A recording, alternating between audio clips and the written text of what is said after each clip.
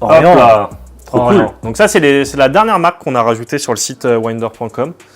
C'est vrai mais cette marque-là a vraiment un rapport qualité-prix qui est Incroyable. incroyable. Ouais. Franchement, ils font des trucs de ouf à des prix vachement accessibles. Et donc celle-ci, c'est la Bambino. Et je sais pas si tu en parles beaucoup, toi, sur ta chaîne. J'ai jamais trop vu Orient, de écoute, non, j'en ai jamais parlé, j'en ai jamais eu l'occasion. Après, tu vois, bon, bah, c'est l'occasion. Justement.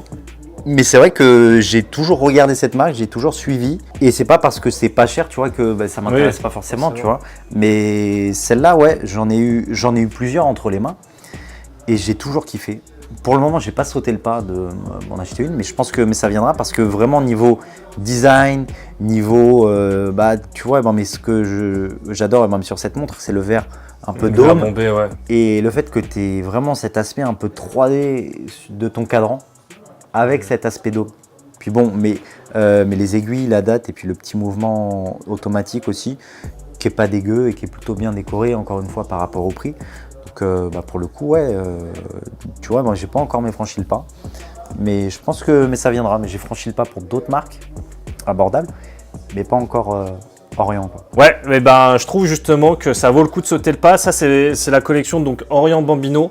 Il y a plusieurs variantes. Il y a la V1, la V2, la V3, la V4, la V5, il y a la Open Heart. Il y a donc maintenant la 38 mm. Avant, il y a eu la SS pour Small Second. Et sur cette 38, donc c'était à la base une montre en 40. Ils l'ont sorti en 38 récemment. Enfin, récemment, il y a peut-être 2 ans déjà. Et ils ont fait plusieurs cadrans. Ils ont fait une avec le boîtier en PVD or, jaune, que j'avais présenté sur Montre ton calibre, qui est très très sympa. Ils ont fait une boîtier acier cadran blanc et ils ont fait la troisième, celle-ci, avec ce cadran, comme tu disais, un petit peu crème patiné. Ouais, tu vois, qui est très très cool. Voilà, aiguille bleuie, donc je pense que c'est pas suivant la tradition, hein.